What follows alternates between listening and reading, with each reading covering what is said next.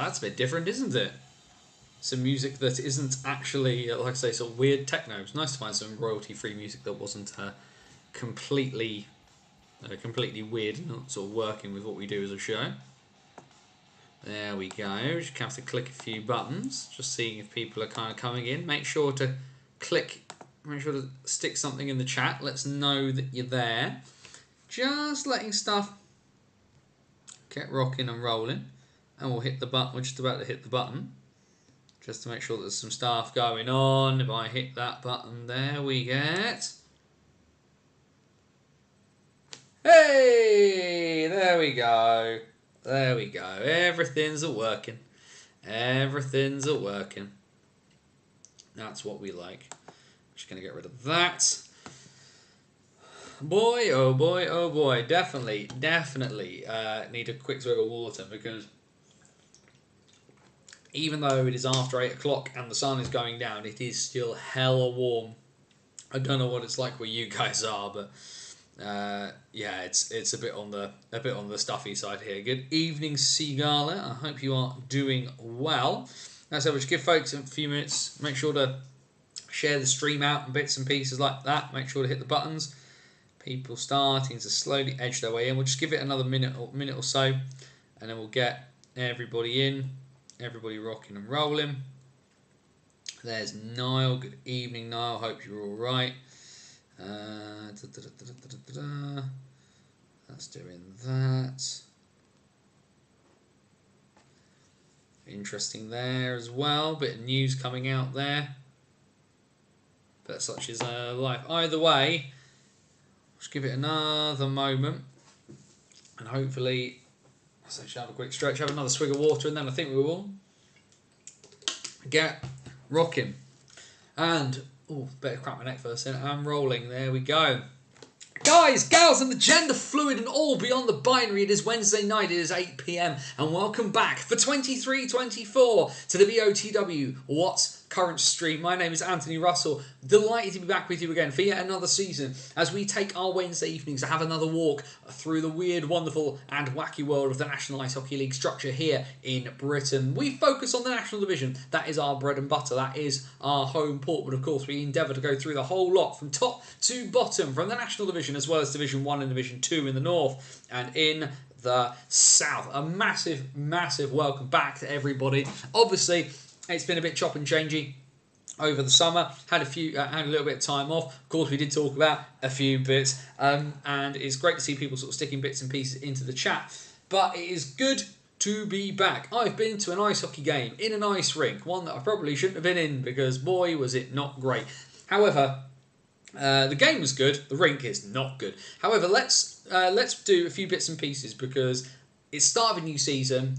Obviously, we picked up some folk along the way during the summer because of stuff that's happened. So let's give you a bit of a rundown, a little bit of housekeeping before we start absolutely everything. Hi, Anthony Russell here. Banners on the Wall is the website that I've run. You can find all of the writing, which is over 12 years worth, nearly 12 and a half years worth of hockey writing, is over on my website, which is bannersonthewall.wordpress.com. That has got the definitive and comprehensive National Division preview. I haven't seen anybody anywhere else do anything in terms of writing, so you can sit down and have a read about all 11 teams, all the highs, all the lows, what might go well, what might go not so well, as well as a bunch of other stuff. That's on bannersonthewall.wordpress.com, as well as our latest from our series, Hockey Stories. Hockey Stories is long-form content that is a bit of a mishmash. Sometimes it's interviews, sometimes it's sort of a bit more prose-esque, but basically we go through the weird, wild and wacky world of hockey from the 19th century to the present day. Players of old, players of now,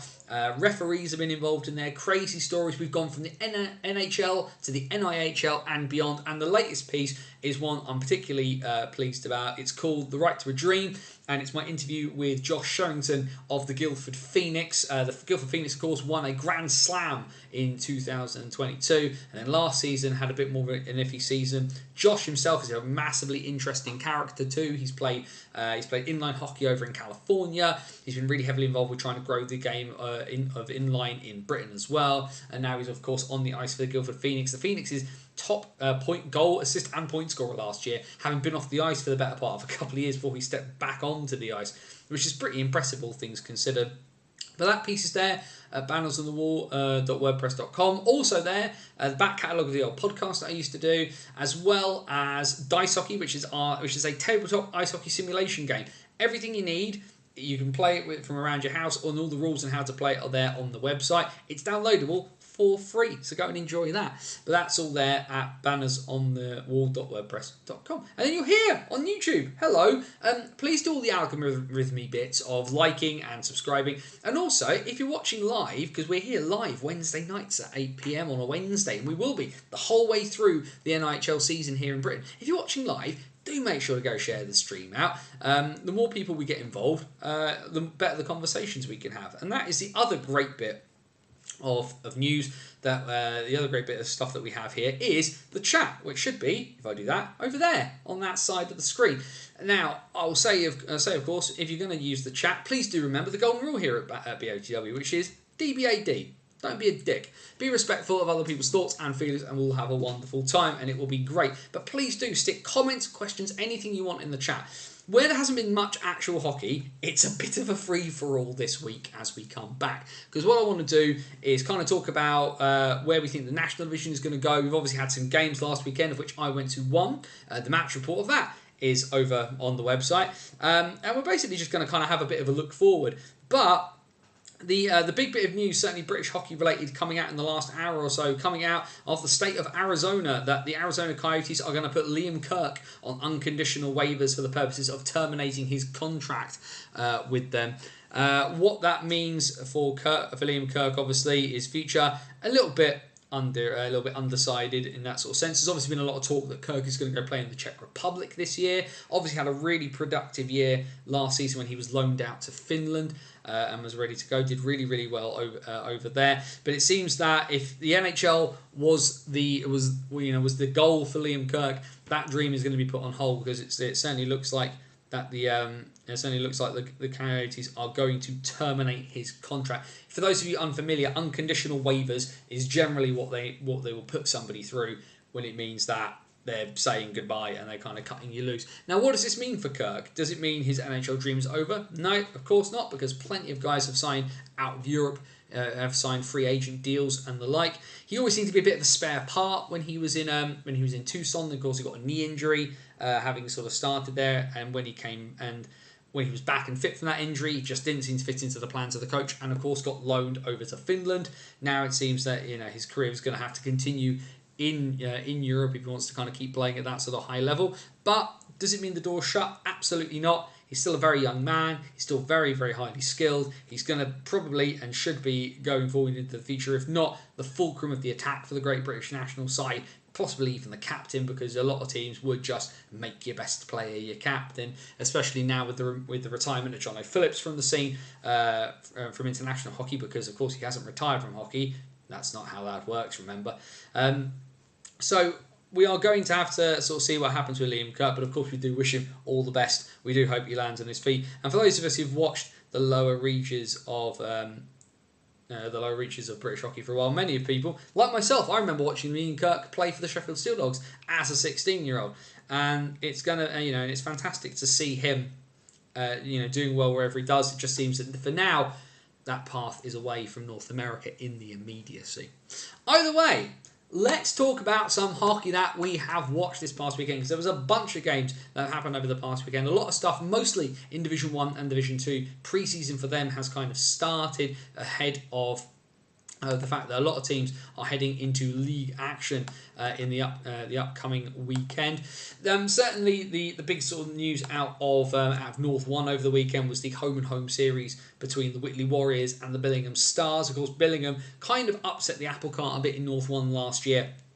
Whitley looking a bit tired, looking a bit sort of like everything kind of needed a bit of a refresh, and they obviously got that over the summer with with David Longstaff stepping aside, a lot of the backroom team stepping aside. Tony Hand, of course, now the head coach of the Whitley Warriors, retained a lot of the roster from last year and kind of augmented with a few little bits and pieces rather than kind of doing too much. But the Warriors kind of getting the better of the Stars in both of those games. They have they've been in the come out of that weekend with a little bit of bragging rights and seeing what setting the table a little bit for kind of what goes into that for coming into that North one season, although those two sides are not initially going to take on each other in the first couple of weekends, if memory serves me right on that front. But obviously, some really, really good games there, but Whitley sort of poking their head above. I can see as well that Sir Az is in the chat. He's seen the MK Thunder and Peterborough Phantoms 2 had some game played each other over the weekend. That was from what I understand, a pretty hotly contested affair there. The Hamill brothers, Carter and Cam, really starting to impress themselves onto what bits and pieces that are happening there in Milton Keynes. Of course, those two part of this new development pathway that's happened for the between the MK Lightning and the MK Thunder, something long talked about but never sort of ever properly sort of realised. But a lot of guys in these sort of two-way contracts between the Thunder and the Lightning to kind of extend and augment the bench for Tim Wallace's side. So, but yeah, very, very competitive looking Phantoms 2 team as well. If nothing else, for Ryan Bainborough playing in net for the Phantoms 2, obviously spent a long time as the backup with the Phantoms National Division side, now getting starts on a regular basis. Interested to see how he does. Down in South 1, we've had Invicta and Streatham play out what was effectively a 6-all draw over their 2 games, home and home last weekend.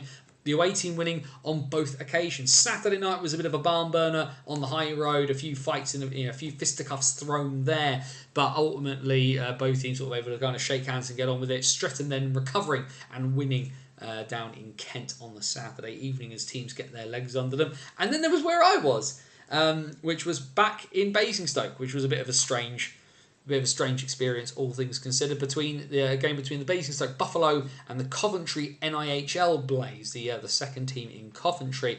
I've done the write-up over on Banners on the Wall .wordpress.com, so do by all means go and have a read about that. I mean, I'll certainly have a chat about what it was like live here. If you were at a game last weekend, please do stick your thoughts and your feelings in the chat. Really interested to go and have a chat about what hockey people have seen, what are people's first thoughts about some of the stuff that they've seen as we head into all sort of pre-season for the national division sides going into this weekend.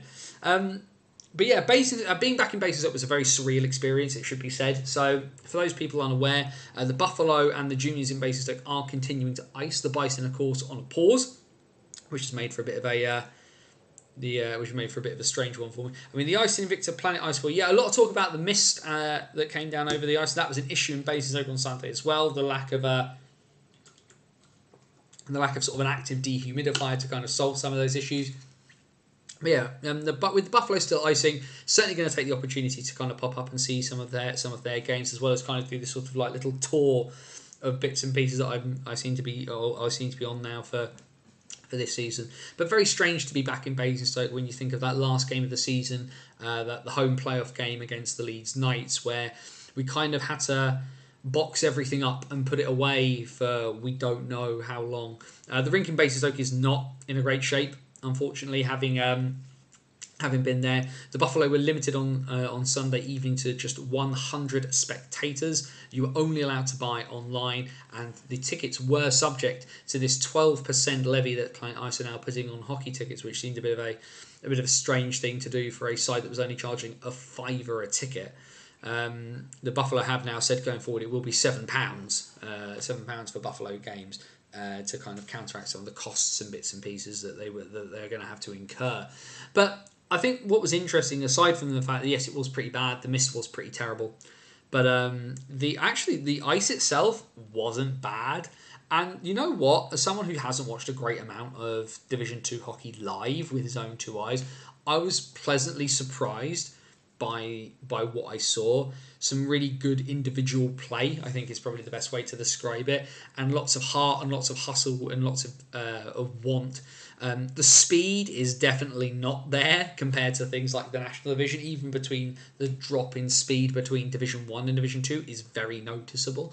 But what it was entertaining. It was great, for example, to see Dan Weller-Evans. He's back on the ice playing for the Buffalo this year. I know that the plan for the Buffalo is very much that they want to be able to use Dan not just as a means of kind of like winning games, but they do of course have young Morgan Parsons as a netminder in Basingstoke for the Buffalo. They want to kind of make sure he is brought on and they believe that Dan is a really, really good role model for him to have for that. It also means that Dan gets to retire in Basingstoke, playing in Basingstoke for Basingstoke, and that's obviously means quite a lot to Dan, and he's also able then to do it without having to commit to a national division schedule, which of course means going from literally west to east and all the way to Scotland now. So that's going to be that was fantastic in that sense.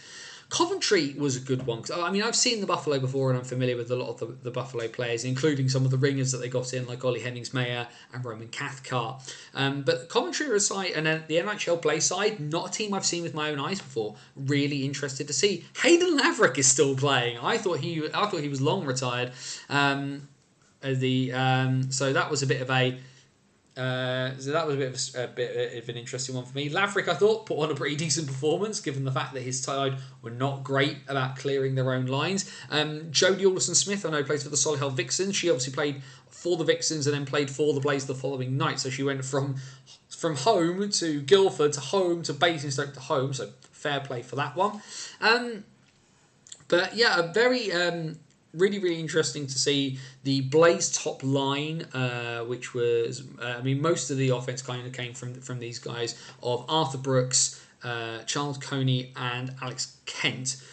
Different Kent, the one in Hull, but I thought they were pretty impressive going forward. Pretty decent power play percentages as well for the Coventry Blaze. 3 from 8 on the power play is definitely not bad numbers. Unfortunately, on the 8th power play of the evening that they conceded the short-handed game-winning goal to Paul Pett, who just decided, sod this, I've had enough, and skated through the entire team to score with 46 seconds to go. Certainly I think the bigger issue for the Buffalo, I think the issue is slowing themselves down and just trying to be a bit more structured. It felt a little bit haphazard and a bit sort of back and forth a little bit too much. Also, their discipline. Mackenzie Parsons, bless him, took 6 or 8 minutes of penalties by himself. For the Blaze, they just needed it to be able to kind of clear their own lines a bit more. It was very... their breakouts were not great, and their second and their third lines were not massively able to kind of contribute too much offensively. The top line was great, special teams great, and I think with the this is what these games are for. I know the Blaze, obviously they played last Saturday evening as well. They beat the development team out of Oxford, the Oxford Rising Stars. And they certainly looked, the Blaze looked like they did have an extra game under them, but they also, like I said, they just seemed a bit short on ideas in terms of really controlling their own zone, getting the puck out, and then when they didn't have the puck, really just trying to sort of wash out too much of the play, as it were. The shot count wasn't astronomically high, but Laverick saw more shots than he needed to, and they gave away more high-pressure chances than they needed to. If they can kind of tighten up some of the bolts, which is what training and pre-season is for, the Blaze are probably in with a shot of making the playoffs in North 2. They obviously did really well at the end of last year. We talked about the Coventry Blaze and IHL, so quite a lot towards the end of last year when looking at North 2, because they weren't great, and then suddenly like a switch seemed to flick in their heads, and they started putting together like runs of games and got very close to the playoffs before being beaten out by Sutton and Altrincham. So that was really great to see them. Certainly wish them the best for the season. They were, they gave good entertainment, even if they weren't necessarily the best of sides. What else have we got in the chat? 2014 seems so long ago since I first watched Liam Kirk in MK for the Dogs. It has been a long time. Niall, of course, a dedicated Seahawks fan. Can't wait to watch the Seahawks at the weekend. No, that's going to be a great series as well. By no means will Thunder be challenging for a title. However, they look seriously decent with both Hamels and their other additions. Yeah, I know. Obviously, young Graziano, I believe, has left the country to go play. So I'm fascinated to see how he does over there. But yeah, they having, especially at the end of last season with the roster the MK Thunder had at the time, and I said they probably needed to consider dropping down to South 2 to kind of have a bit of a rebuild. Obviously, this relationship they've got now with the Lightning kind of really changes things. They've kind of really look like they've strengthened quite heavily, and you will hopefully be able to be a bit more competitive within the division. I've mentioned actually the Oxford Rising Stars. Of course, I missed out the game that happened last Saturday as well. Really good, really entertaining game between the Solihull Barons and the Oxford City Stars. That seems to have gone down very well. I predicted to a few people that Darcy Flanagan would be very, very popular, and by the sounds of the hit he landed on the first shift of the game, that appears to be true. But some great stuff there. Of course, if you're like looking for a bit more kind of in-depth stuff about South One, I do of course recommend Zero Pucks Given with Ben. His new episode went out today. So definitely go check that out, and then check out next week's episode because Muggins here will be on Zero Pucks Given. I'm going to be helping Ben preview South One ahead of the upcoming campaign. We reviewed South One back in April together. We reviewed it then. We're going to preview this upcoming season together as well. Really excited to do that. So do make sure if you haven't checked out what Ben does over at Zero Pucks Given that you do go give that a listen, particularly if you're interested in some of the stuff to do with South One. The Ice Invicta, Planet Ice for you. Yep, they're obviously about as popular as a fart in a lift at the moment. Pip Jer there, I can see. Pitbull's first game versus the D-Side Dragons on Saturday. Rink has been closed this week for ice maintenance. Hopefully the lines may mate up. Yep, hopefully so. That was obviously a bit of a joke last year in Bristol where the blue line on the ice did not match the blue line on the boards. The MK development pathway will definitely allow the Thunder to at least be competitive this season. Well, hopefully so. We'll obviously see what happens as the game goes on and whether guys are able to kind of get more ice time with a bit more kind of intent for looking to win trophies. I think that's kind of the thing for some guys,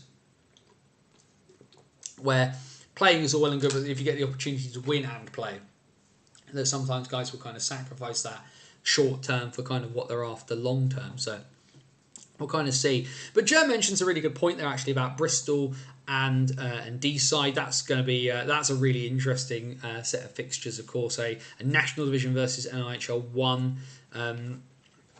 set of games that we've got, which I believe is a home and home series this upcoming weekend. So Bristol will travel to North Wales to play D-Side. I can't quite place D-Side when I look at North 1. And it's purely just because I just don't know enough about some of the guys. Obviously, they've got, Brody Jesson's joined up this year along with Andy McKinney, who we know from National Division are a quality personify. But yeah, it's just one of those. I'm interested to see what kind of a test D-Side prove for a retooled, certainly actually quite largely retooled Bristol side with brand new net minding, changes at forward, but they've sort of tried to keep a chunk of that sort of small core together. And of course, the other really big one that we've got coming up this weekend, we'll see what happens when NIHL meets EIHL. The Milton Keynes Lightning will take on the Coventry Blaze this weekend. I saw the Blaze that had written a little sort of introduction to the Lightning for their fans on their website, which was pretty good. I'm expecting nothing short of an absolute shellacking for the Lightning because I feel they will probably be blown away relatively early on, and then everything will just be kind of allowed to kind of peter out. What I really, really hope doesn't happen is that it just kind of turns into a slugfest. And then, of course, as Jamie mentions, they will meet again on the Sunday. And what will we see on the Sunday compared to the Saturday, where everybody will be kind of much more aware of each other's quality? At that stage, what will we see? Will coaches sort of experiment, knowing that maybe the teams are, that we're not going to get the most of competitive of games? What we're going to see? We're going to see some more of those younger Thunder kids getting an opportunity. You think of some of those guys like Jack Hopkins and Archie Hazeldine who are now at Coventry. What sort of ice time are they going to be offered and the like? So there's a lot of stuff going on there. We of course got games up in Hull. Hull are taking on Leeds, which should be very, very interesting. Solway, I want to say, are playing Sheffield. He says really, really struggling there for a second. I've just completely forgotten who they are playing. Yes, it is Sheffield. That is going to be a very, very interesting tie this upcoming weekend, because if nothing else, this is the first marker for the Solway Sharks. They have been the darlings of the National Division, arguably the darlings of British hockey this upcoming post-season, this sort of off-season period that we've had. And Solway have made lots and lots of noise, including the fact that he just could not stay away. General Manager Craig Peacock, who we were told was hanging up the skates, is back on the ice this upcoming season. He will ice for the Solway Sharks, which does leave us with something of a weird loop where he's the general manager, so he's Martin Grubb's boss, but Grubb is coaching him as a player, and round and round, and I've gone cross-eyed kind of thing. So that'll be very interesting. The other thing, Charlotte stuck it in the chat as well. Swindon and the Bees, because with no bases stuck around, who else were they going to face in pre-season?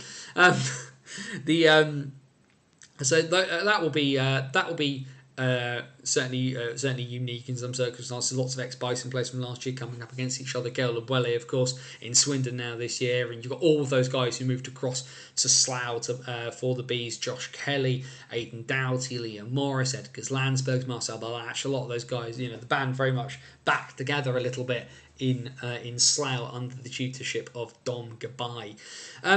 I've done my season preview for the National Division over on the website, and for me, I think if you're kind of piecing bits together, firstly I'd go read it, see what you think of your team, tell me how mad or bad you think I am. For me, there is a real sort of sense of excitement about this year's National Division, because I don't know about everybody else, but it feels like it is a bit closer in some ways. Now, I said last year that the National Division was the most competitive division in the country. I stand by that. I think it was much closer top to bottom than any other league in the whole country. What I feel is that there is much more blurring of the lines, and people will read the preview, and I've had people sort of say to me, what's your predictions for the year? And the reason why, if you go and read this, I've not done this team will finish in this place, because I don't do that. We have no evidence of our eyes. What I've given is what I think is kind of like their floor, so how low I think they will finish, and their ceiling as to I think how high they will finish. There are a couple of really obvious answers in there. For example, I don't think MK are going to miss the playoffs anytime soon. MK look too strong. Tim Wallace has been able to kind of really mould this side in his own image rather than kind of picking up what came before and having to kind of play around with it. I'm really, really fascinated to see how it all works, because MK looked like a multi-headed hydra of a monster of a team, but we thought they were last year and they won nothing. And the real test for Milton Keynes is, can they get it over the line? Because they've not won nearly enough of what they should have since they came back to the second tier from the Elite League. And I think really, it sounds really harsh, and I don't want to kind of put too much pressure on anybody, but Tim Wallace is in the hot seat here for the course of this season, because Milton Keynes should not be trophyless come April of 2024. When you look at the side they've put together, the issue for the Lightning is going to be that level of consistency and relentlessness. Telford showed it when they were champions. Leeds showed it when they were champions. MK didn't show it at times last year. They let games slip away, and I think of that game in Milton Keynes that they lost to Basingstoke. There is no way in hell they should have lost that game, and they got outworked and outsmarted at home. If you're going to win the championship, you can lose games. You can even lose games at home, but they got outthought at home in a situation where they really shouldn't have done. And that's the thing that Tim Wallace needs to really eliminate going forward. It's just getting that consistency. The quality isn't going to disappear. Rory Herman we saw last year, fantastic. You think of the guys that have been added in, like Harry Gulliver, Ben Solder, Will Curlin coming in as a backup, which is weird. But you think of all those other guys that are there as well. Wallace himself is definitely no slouch, but it was consistency and that and their way of doing that and pulling that through. But really, you think about that. You also then look at a team maybe like and I'll pick on them, is the Bees. Now, do the Bees look like they have a roster together that's going to win the title? No, but could the Bees make the playoffs? 100% they can make the playoffs. They've got a real X factor in Brython Priest, who is who's been relatively well thought of at Elite League level, and people at this level have not seen. If he gets into a groove and can start stealing games, if the Bees pick themselves up a British netminder who can steal games at a National Division level whilst playing with 2 imports, that is going to be massive, because what it means is later on in the season, when the playoffs really are in sight and they've only got 2 imports, that's a guy they can find from somewhere if they can get themselves on a roll. And it's not, I think sometimes people are saying, I've seen a lot of Bees fans kind of wonder, where's the 3rd import coming? Well, maybe, kind of like Peterborough, maybe they're just sitting and waiting, because the early part of the season, guys might move around, guys might become available, guys might suddenly become an option where they weren't. And why stick a guy in? Why sign a third import that's going to be really hard to get rid of? And ultimately, when it's going to be easier to potentially to just get a guy in mid-season and kind of work it that way. But that's kind of where I'm going. For me, there are a few teams that can win the title. The team, for me, though, that has the widest window, and the team that I'm really struggling to kind of see, you know, the ones that, in the sense that I really don't understand, where if everything goes right, they could finish miles away from where they could finish if it goes wrong. And that team is Swindon. Swindon was such a bizarre watch last year. Inconsistency personified. Arguably one of the best netminers in the league in Rennie Marr having an off year. A defence that just didn't massively perform at times beyond Tyler Plews trying to do everything. And free scoring forwards, but they just couldn't win games at the right time. And I think that was kind of the thing for Swindon, and that's why I'm finding them so hard, because the defence again for Swindon doesn't look world beating, and I think adding Luke Johnson, who's not a defenceman, onto D alongside Edgars Bebris, who's not a defenceman, but they keep insisting is a defenceman, is going to prove really tough, I think, for Swindon. If they can get it right and they can win those games that they lost last year, because you know a 7-6 win is a win. Like a 5-4 win is a win. If you win and you keep rolling and you can kind of do, you know, Hull Pirates playoff hockey all season long, Swindon have the firepower to win the division. They really do. Swindon only have 4D. They don't. Luke Johnson has been added specifically as a defenceman. So they have 5. So I'm like I say, I am fascinated beyond belief to see what happens to Swindon. Jamie there with the point. I agree with Saz. MK won't get blown away. I think they will get blown away on the Saturday. I think Sunday will be a bit of a free-for-all. The team I'm struggling to place is Peterborough. I get why. I see why. Apologies, there's a bug flying around. I get why, Jamie, actually, because we all tried this with Peterborough last year. Didn't work very well. Peterborough have the National Cup in their back pocket to celebrate. I think the thing for Peterborough is the thing that worries me, and I was having a conversation with a member of their roster about this the other day, is that they have kept to type, right? Peterborough and Slava have gone and signed a Slava Peterborough team. I mean, there's no other way to kind of talk about it. There's not tons of new guys in. There's the one big shot across the bow, of course, was bringing Mr. Ferrara back home. But I think some of the guys that they've lost out on, I think is where it's going to kind of go either way for him. Because if you think about Corey McEwen has a lot of positives to his game, but a large majority of his points were scored against bottom end opposition, and he scored like a ridiculous amount of points in that game where Basingstoke turned up in Peterborough with, you know, a bunch of Buffalo players and whoever in the Bison roster wasn't throwing up that day. So, I mean, there's some argument he's a luxury player, but he also added a good amount of energy, a good amount of grit. And the issue for Peterborough is, have they replaced those guys they've lost? The argument will be, have they actively replaced Sosenis' points, for example? Well, yeah, because, getting Ferrara in will do that for you. On that sort of sense. So, there's, so Peterborough are always an X factor.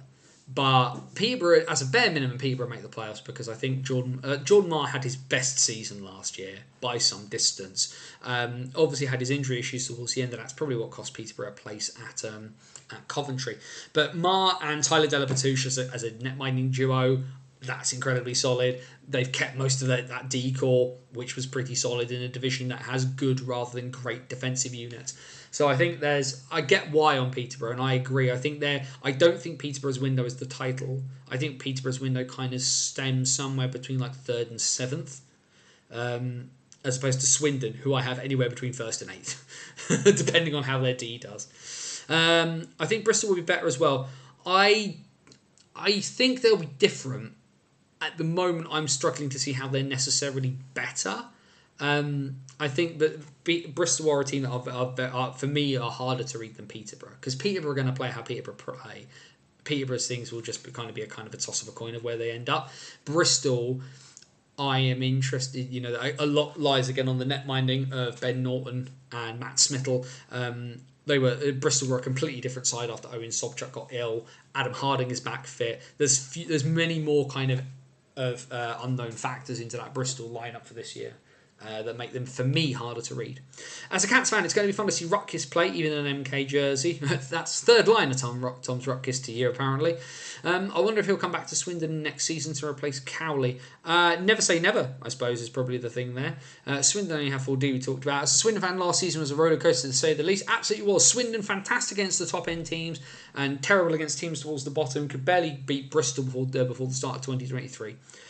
Was it the season launch open training on Sunday? I've got to say, I'm incredibly impressed with Druitt, Lipsy and Smith. They've definitely worked hard in the off-season.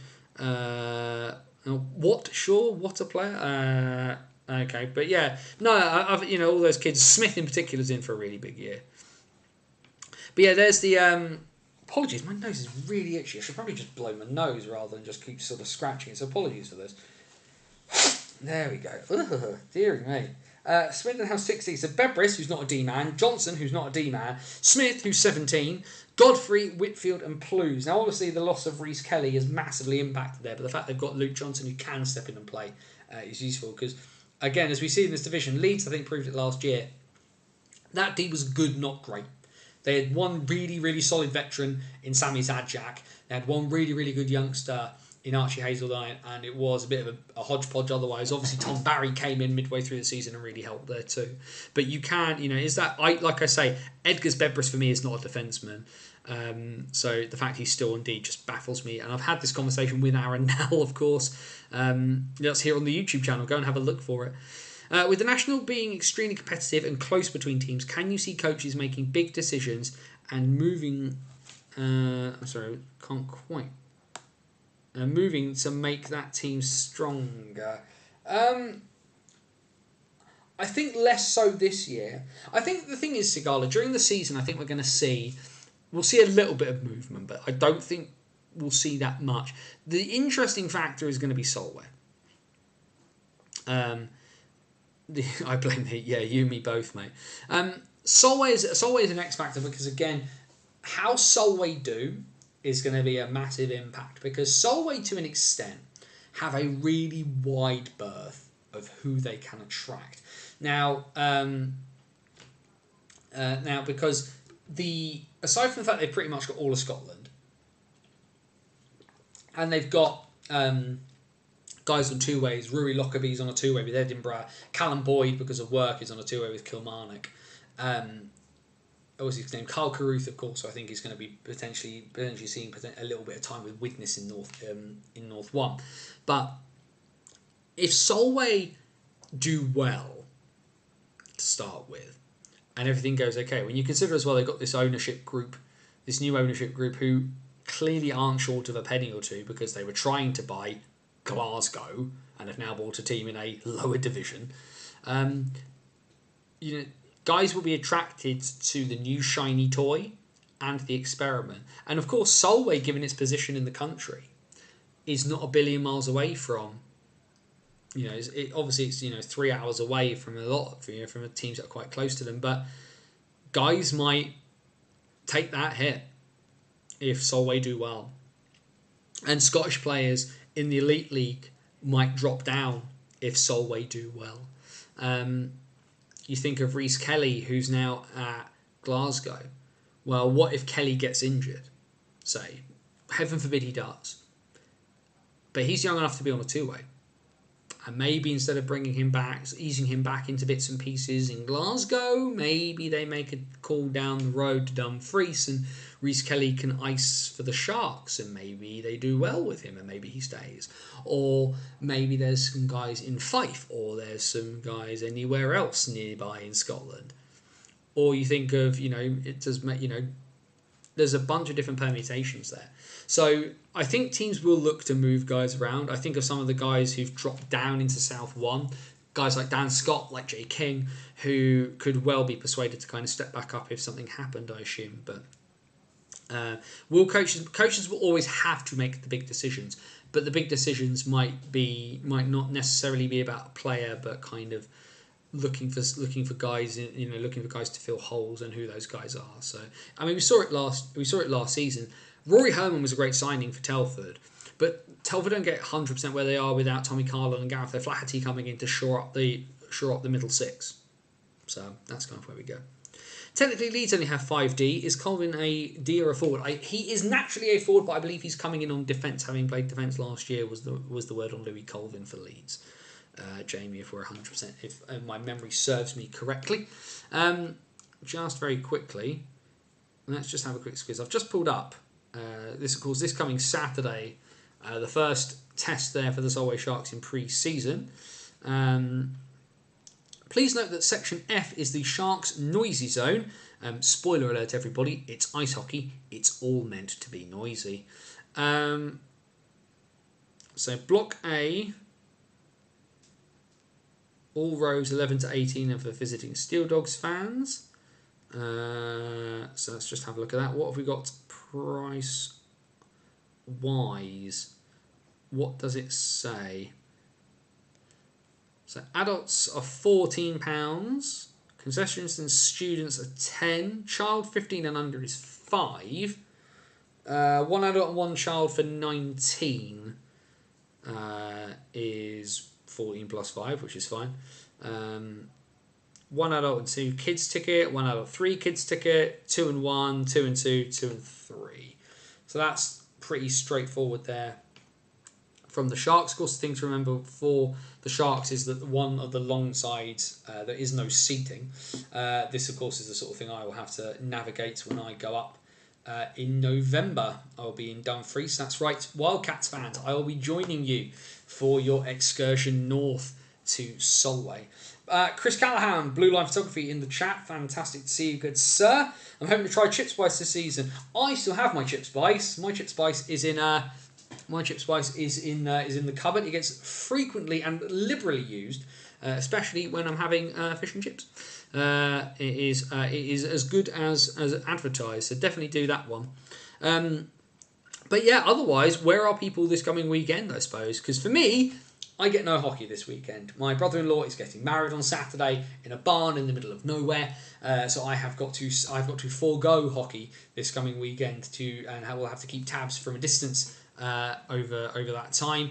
But I will certainly be making a point of chipping in, because of course we're back here next Wednesday. So the next actual game I will be in a rink for. The plan is that I will not be at any of the National Division pre-season games because South 1 will be starting before too long, and my plan is to be in Gosport on Saturday the 16th for the opening weekend of South, the second weekend of South 1, but a home game for the Solent Devils. They take on the Invicta Dynamos. That is meant to be my first competitive game, having been at the challenge match in Basingstoke on Sunday. It'd be fun for Solway when MKL come up for the double header in February with at least 300 away fans. I'm expecting Swindon to travel quite well. I'm only attending one of the two games just because I made a promise to my wife that I would get home as soon as I could, and if I go to a 3 o'clock face-off game in Dumfries, I will not get home until the following morning. So I'm watching the game on Saturday night and then shipping out first thing on Sunday morning back home down to as I will literally have to drive the length of England to get home.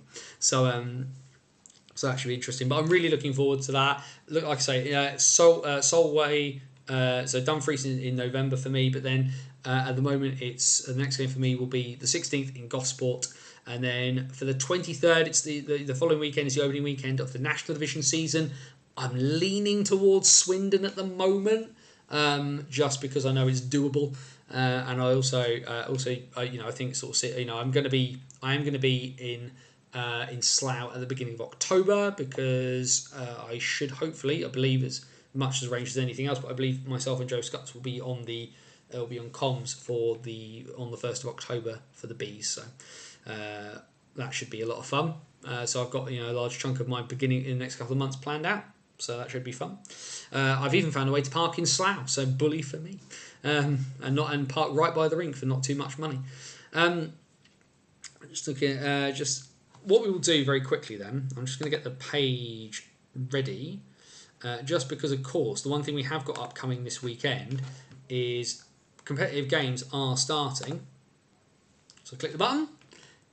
There's the transition. One thing I do have to do, though.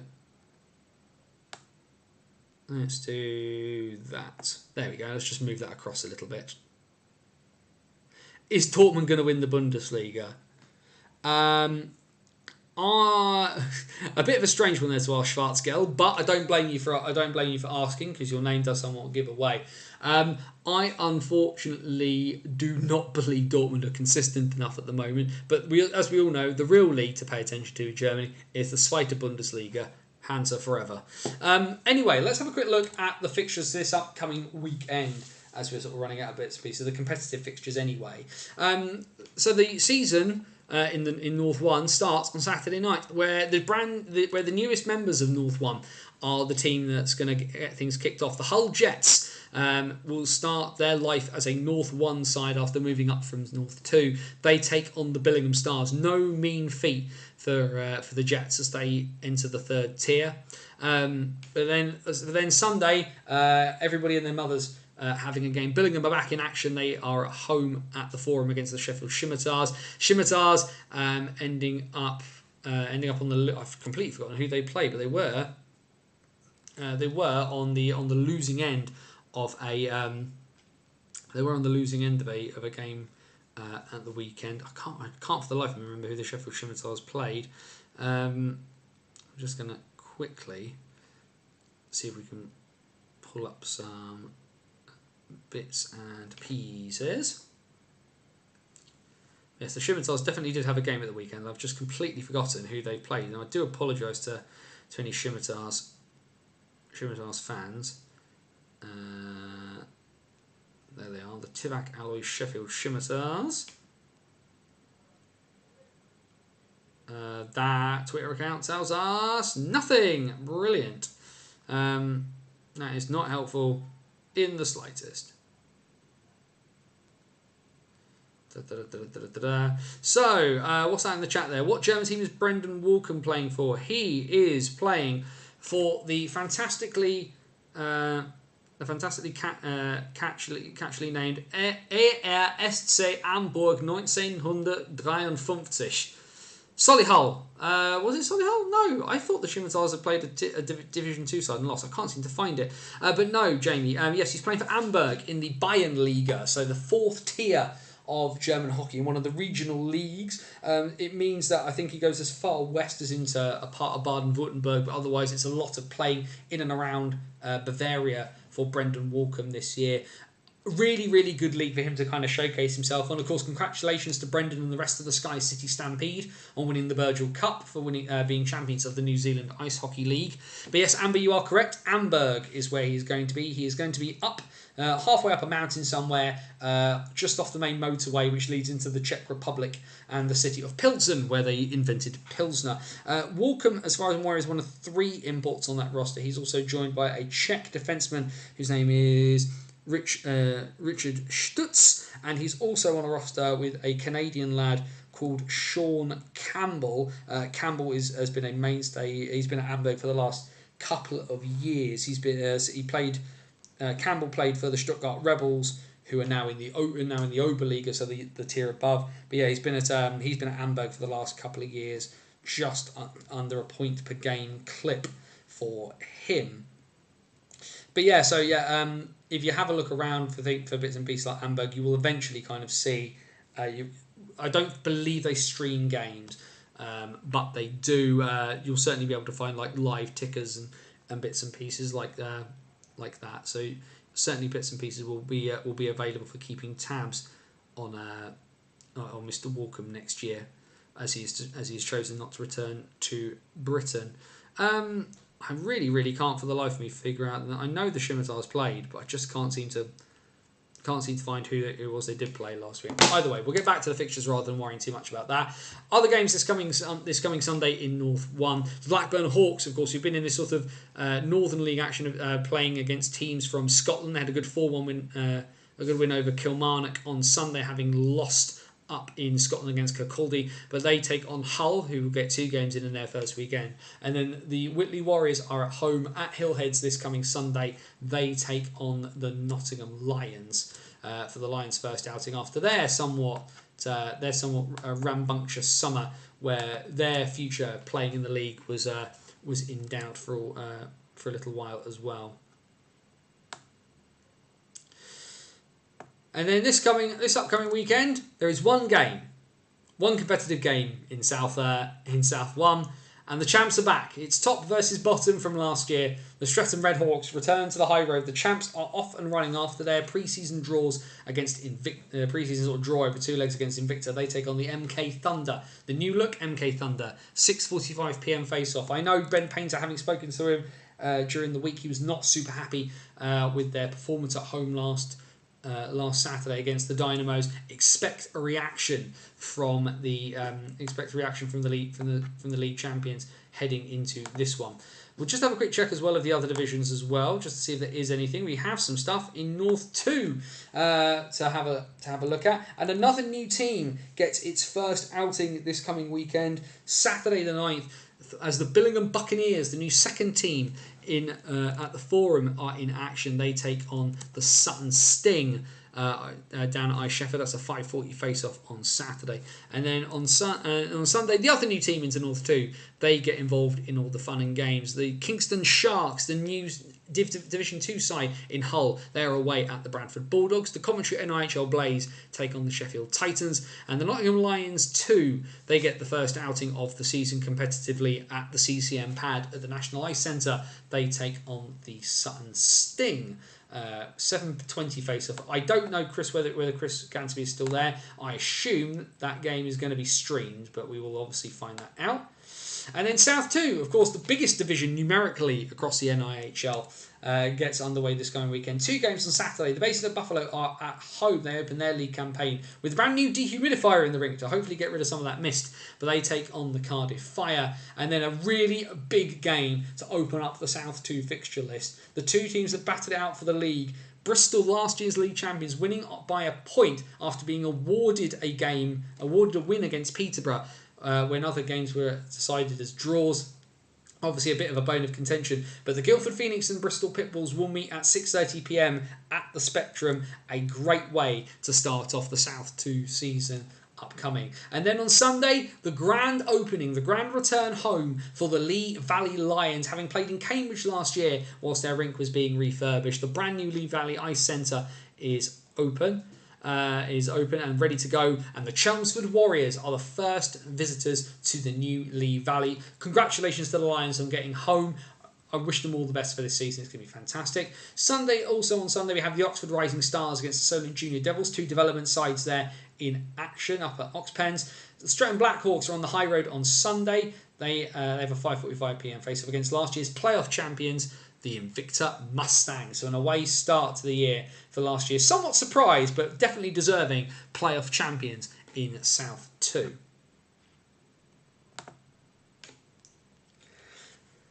Massive thanks there to Andrew Day, of course. If you're not following Andrew Day on Twitter, what hole have you been living in? A fantastic source for all kind of bits of for updating bits and pieces during games. Andrew back, of course, with Ron for this year. You are not going to find more accurate updates than you do, Andrew. Sheffield Shield last 4, Peterborough Phantoms 2-5. So thank you very much for that, Andrew. I just couldn't find it for love nor money because I couldn't remember who they'd played. For my sins, but good start to pre-season there for the Phantoms. Obviously, Phantoms 2 running MK Thunder relatively close and getting a win against higher league opposition. So that's pretty solid on that front. Just having a quick check just in case any other news. We obviously talked about Liam Kirk.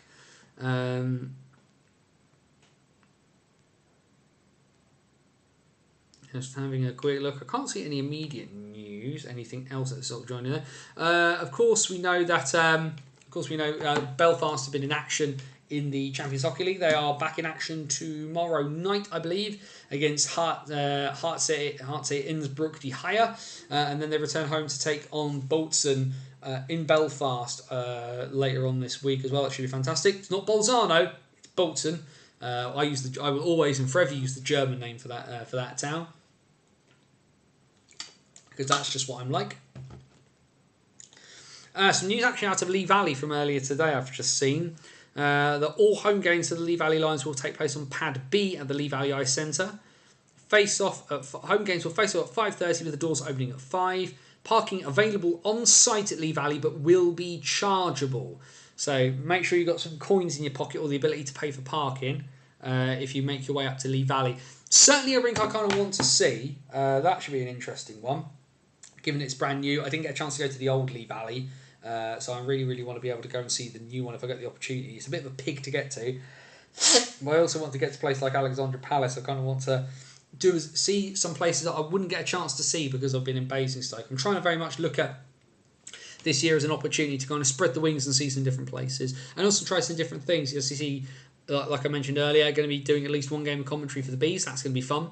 I want to kind of, I want to write for different places. I want to do commentary in different places. I want to kind of get myself into a position so that when playoffs comes around next year, that I'm not kind of a novelty act kind of thrown in, that I've got a bit more experience under my belt, and that I'm kind of worthy of a piece, worthy of a go by right and by quality, rather than just kind of like, let's get the NIHL dude in to have a chat about the NIHL.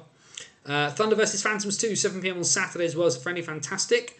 Billingham Buccaneers entry is £5 this season. Thank you for that, Andrew. That's a really good little price point as well for that brand new sort of development team in Billingham.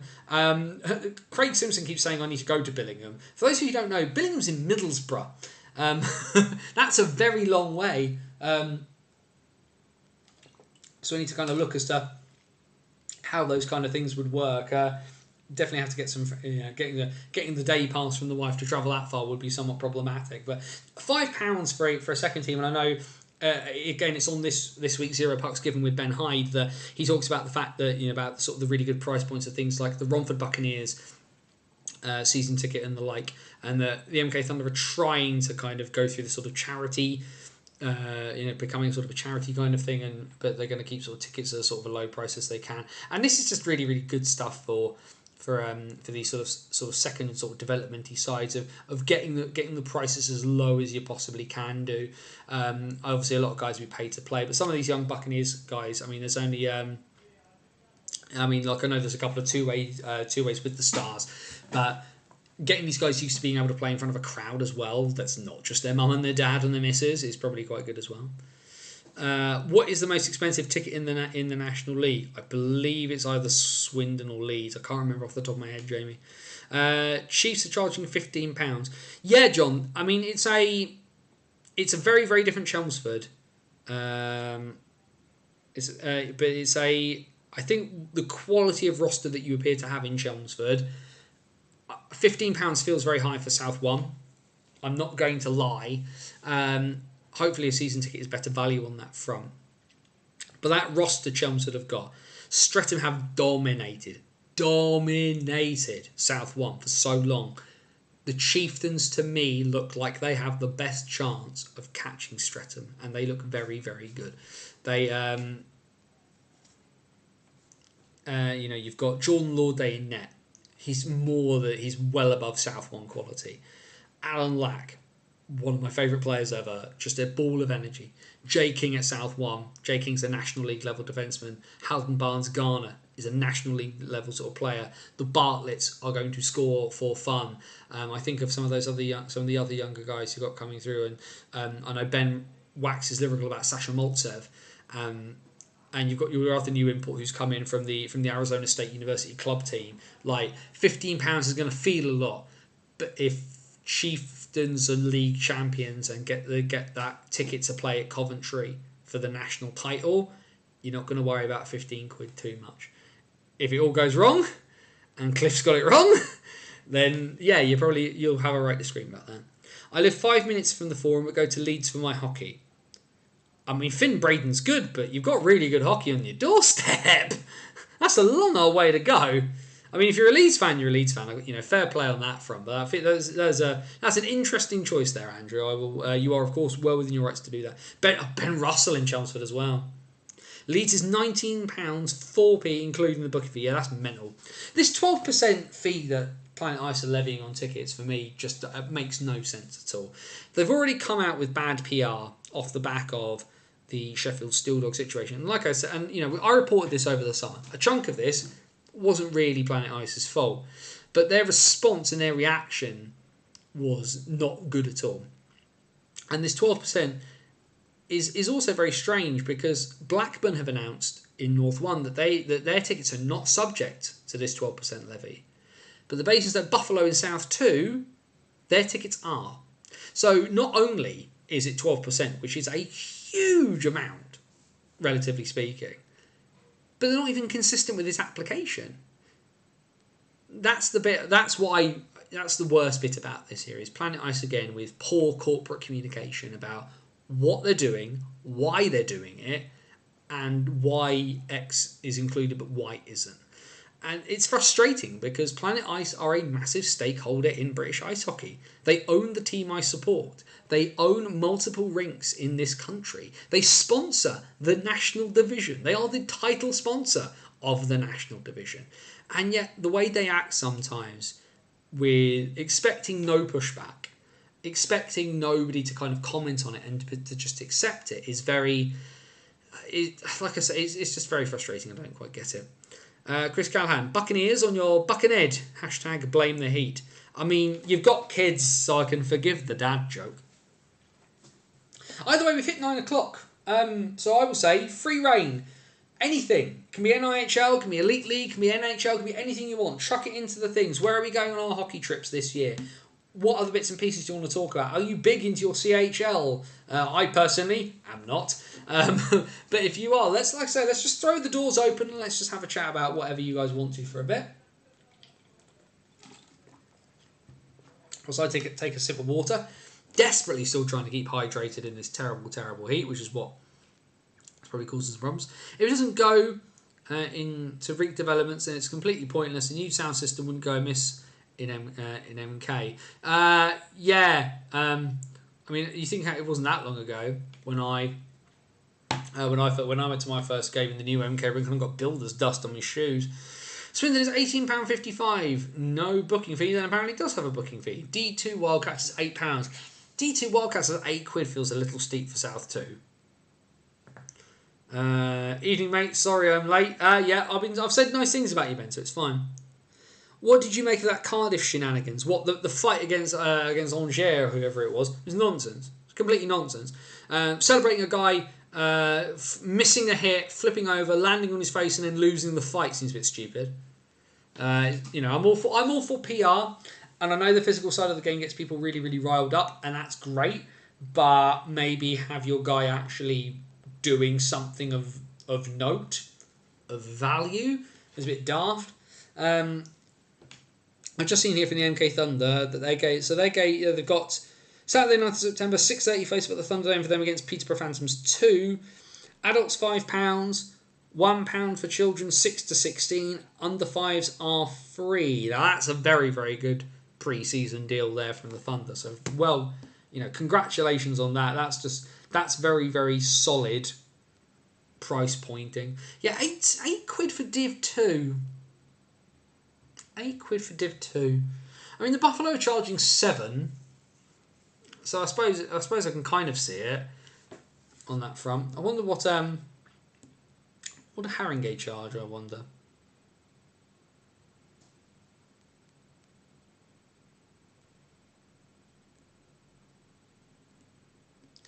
Any other news that's flying about? Not that I can see. The Dogs have put out their prices for their pre-season game against Solway on Sunday the 10th. There's one for you. Adults £10. Concession £10. Right. It's not a concession if it's the same price.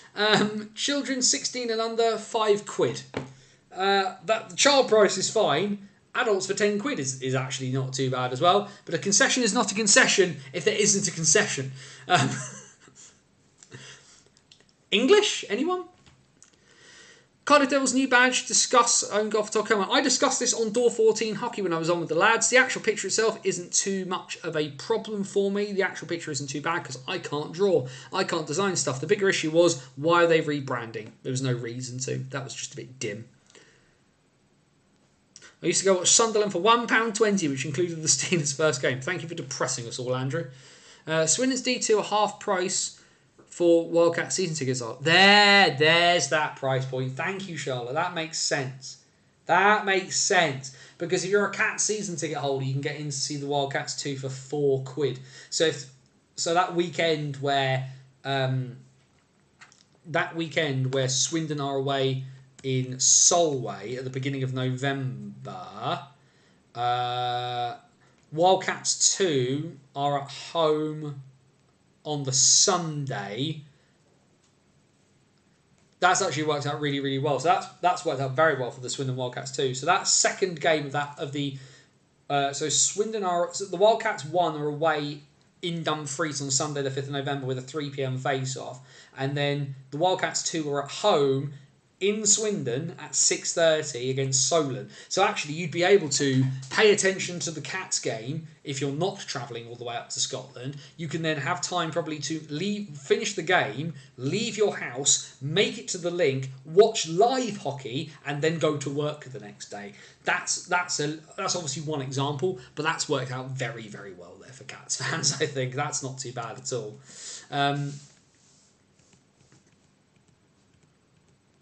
Just looking at the end of South 2's season. What's the last day? That's not too bad on the last day. Although Basin will have a journey all the way up to Lee Valley. So Dan Evans has said to me he's retiring. So his last competitive league fixture will potentially be away at a brand new rink in Lee Valley. Right, anything else? Any more? Because we're heading, we've passed the sort of the hour mark now. We're heading, it's nearly 9:10. So just like I say, throw 3 bits and pieces in here before we kind of head off and head out. Whilst you're throwing questions and comments in there, as ever, a big thanks to support for all the bits and pieces over the summer. Like I say, if you like stuff, share it out. If you would be massively appreciated, especially stuff on the website. First game right up of the new year, Basis versus commentary is on there. Really interested to kind of see how it all works for this year.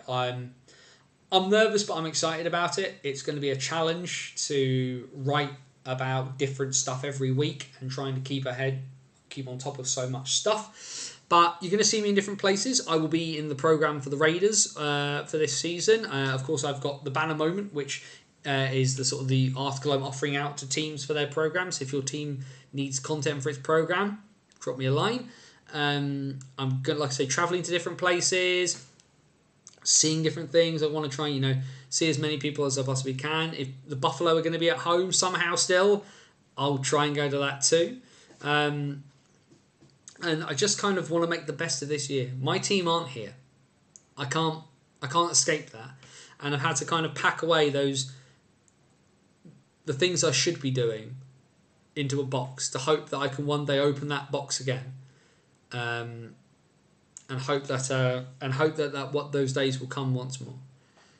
But I love this sport and I love the stuff I do around it too much now to kind of just let it slide. So the choice was walk away or pick one team or choose my own path. And in what I think is a very BOTW fashion, I've chosen to walk my own path this year.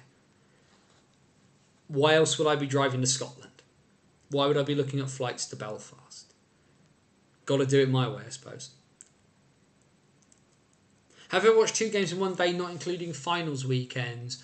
Once in Germany. Once in Germany I did it. In Rostock. Tend to go Solway versus Seahawks. Just need to plan when I want to go. Do it. Do it now. Shorter journey for you than me. I watched 2 games in one day. Thunder played at 3:30 and the Lightning 7 p.m. One playoff campaign. I think they should do more of that. Hockey Day in MK. Hockey Day in MK. Get the Storm or the Falcons to play at midday or at 11:30. No, midday or 11:30. Thunder at 3:30. Lightning at 7. Hockey Day in MK. Raise money for charity to do it.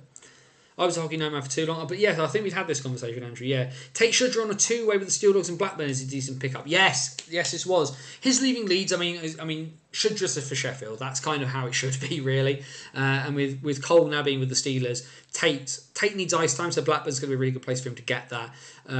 Hopefully Sheffield find a way to use him too. Jimmy Archer at Leeds is interesting. Yep, 100%. I think that's a really, really good pickup with the young roster that they've got. Ryan Aldrich is really good with young players, but he needs to get veteran heads in. Jimmy Archer is superb. If you watched Hull at all last year, the amount of times Jimmy Archer was on a line with Owen Bruton, how good Owen Bruton is going to be. Chunks of that will be down to Matty Davies sort of letting that sort of thing happen. See you next week, mate. You will indeed, Ben. I think I've got us down to record on Tuesday, so that'll work. This season I'll be at everyone, National and Div 2, everyone of the National Div 2 Wildcats home games as a minimum, a few away games too, if I can, in both leagues. Well, hopefully, maybe Seagull will see you around in that case. One issue we don't need as much as it's... things in the way there. The issue is Planet Ice. Yeah, 100%. But with Basingstoke, it's not just Planet Ice. Planet Ice are a big part of it, but Standard Securities and Basingstoke and Dean Borough Council, there's a lot of blame to go around. Andrew, yes, and this is a man who, of course, has done it. Sheffield is often good for multiple games in one day. Saw 3 games once: Spartan, Scimitars, and Steel Dogs. You did indeed. You did indeed, Andrew. And I remember you tweeting through absolutely every single game. But yeah, Sheffield's really good for that, of course, at Sheffield. Would be, like I said, I'd be interested to see more teams, more places do it though. Hockey Day, and if nothing else, Hockey Day in MK rolls off the tongue. There's some real value to be made there. Raise money for the junior system. Raise money for charity. However you want to do it. Not like the Booster Club don't raise like £1 bajillion for MK anyway. Right, last call for anything. Last call for questions and comments before we head out of here because we're edging towards 9:15 now. Ahead of this upcoming weekend. Like I say, no hockey for me, but we will be back next week, 8 p.m, to look through the first weekend of National Division pre-season, the first weekend of competitive games across Division 1 and Division 2, albeit there's only the one game in South 1. Cheers, everyone. But excited to get back to this, excited to get cracking with what's happening. Have PI explained the reason behind the 12% fee? I know it's not affecting Blackburn for some reason. They have not. No, mentioned that earlier. Who do you fancy to win the leagues, Andrew? I don't do those kind of predictions, Andrew. I recommend going over to bannersonthewall.wordpress.com and reading my National Division preview. I don't predict positions. There's a group of about 4 teams that I think could win the National Division this year, if I'm honest. It could extend to 5 if Solway are as good as everybody thinks they are. My initial feeling with Solway is that they're going to need to bed in and they're going to need to get used to the travel first. But there is a group of teams that I think could win the National Division that extends beyond just one team. South 1 now looks more competitive than ever, but I'm going to save that for Ben's podcast because that's what we're there to do. North 1 now massively open without Solway there, but you would expect it to fall between Whitley and Billingham in the immediacy. North 2, it's hard to look past Telford because Telford and Hull Jets were the ones sort of running the show there. So Telford again look very strong. It's up to teams like Altrincham, like Sutton, like Coventry to push them, like Altrincham to push them on. In South 2, again, it's kind of a small cabal there, but Bristol will be strong, Guildford will be strong. Haringey, of course, have announced their intention to move up to South 1 after this year. So we will see where that lies, but I think those 3 sides are generally up there. But Phantoms 2 look very strong too. Phantoms 2 could be an outside bet. Hopefully I'll be at least when my dad is in the hospital. Well, I sincerely wish him all the best, Andrew. I hope he is better as soon as physically possible. PI is only levying the charge for National League and not lower league games. Not true, Fab, because they charge 12% on the Buffalo. That 12% levy is in place for Basingstoke Buffalo games. So I don't know what to tell you on that one. Because I paid the 12% on my £5 ticket. Congratulations, of course, to there's a Mr. Sadri there who's joined us in the chat. His son Luca, of course, onto fantastic things between Leeds and Widnes this coming season. Very interested to see how young Luca does. Hoping he gets some ice time with the Knights this year.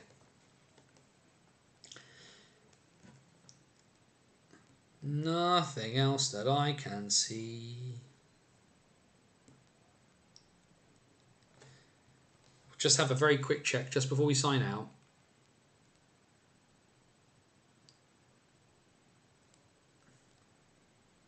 Have the Coyotes announced it? They have not announced it officially on their own things. Normally clubs will do it. But obviously I think the source is sort of claiming it's going to be a thing that's going to happen, which is a shame. Well, Liam, don't come home. Go conquer the world in your own way, young man. I think that's probably the thing I would say on that front.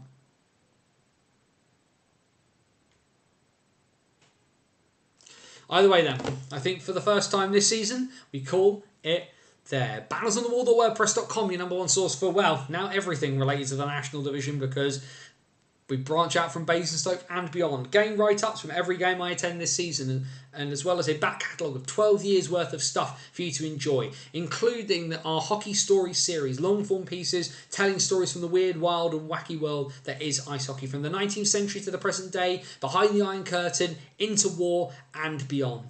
It's going to... first piece of the new season is already there with my chat with Josh Sherrington of the Guildford Phoenix, the Right to a Dream. Expect more great stuff like that coming this. I'm super proud of that.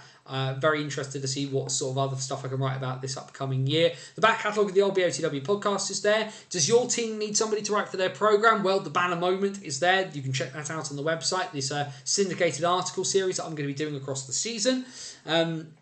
That's all going to be there too, as well as Dice Hockey, the tabletop ice hockey simulation game that you can play in your own home. It's free to download. All I ask is that if you do download it and you do enjoy it, that you do consider chucking some money the way of Parkinson's UK. My dad has Parkinson's. It's not getting any worse. It's not getting any better or any better. Sadly, it's only getting worse on that front. So, yeah, if we could get some money for a gift for Parkinson's, that'd be amazing. That'd be amazing. You've got Twitter is @BannersOTW. Facebook is Banners on the Wall. The links are all down there in the description. And of course, you are checking us out live on YouTube. We are going to be here Wednesday nights, every Wednesday night throughout the season, 8 p.m. 8 p.m. UK time. Mr. Hullaby, that's 3 p.m. Eastern for you. Across the NHL season, Wednesday nights regularly, where we're going to go through absolutely every game that we can see and that we can play. And that's going to, and a bunch of other bits and pieces there. But like I say, if you're watching on YouTube, if you're watching live or not, please like the video, subscribe, hit the notification bell so you know that when we're going live. We broke the 200 barrier, which is pretty nice. Let's aim for 3. Let's go for 300 as soon as we can and keep rocking and rolling and keep this wonderful little menagerie of madness that is NHL hockey rocking and rolling. It's going to be a really, really fun season, and it's going to be great to have you all along for the ride. Mr. Hullaby there showing his newness to British hockey. Other companies that could take over some of the rinks. Everyone active, and that's pretty much it. But there we are. We tick off number 1 of the Banners on the Wall was born out of a silly phrase that I got stuck in my head. Stood in Basingstoke one day. And the Basingstoke Bison, as I knew them and as I loved them, are not here anymore. And so I've made the choice not to walk away, but to just walk. To just keep walking and do what can be done. The NIHL is brilliant. Top to bottom. There are foibles, there are eccentricities, there are things that are bad about it, there are things that I don't like about it. But I love the sport, and you love the sport, which is why you're watching this. I've covered it in my own way for a really long time and focused on one team. And the whole point of the What's Current stream was to look outward, to look to the whole of the NIHL structure. Well, now it is all. It is all I have now. The whole lot, top to tail. I look forward to meeting some of you along the way. If you see me around, please do say hello. The rule stands. If you wish to complain, buy me a cup of tea. But otherwise, we head back into the new season with a different outlook, a different way of looking at, a different way of approaching things, but the same message. Be happy. And if you can't be happy, then please, wherever you are, please be safe. As my friend Scotty Wills would say, take care of yourself and someone else. For bannersonthewall.wordpress.com, this is Anthony Russell saying, stay safe, and so long till next time. Here we go again, everyone.